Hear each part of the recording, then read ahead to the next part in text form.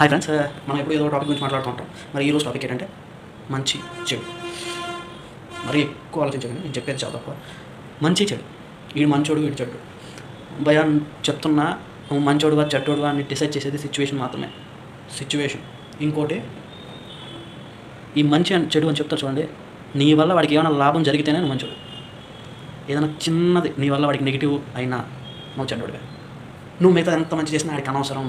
ఆడు ఏం చెప్తాడంటే, నీ వల్ల వాడికి ఏమైనా లాభం వస్తే నువ్వు మంచోడు పోయావు, ఆడికి నువ్వు దేవుడు అన్నట్టు చెప్తాడు.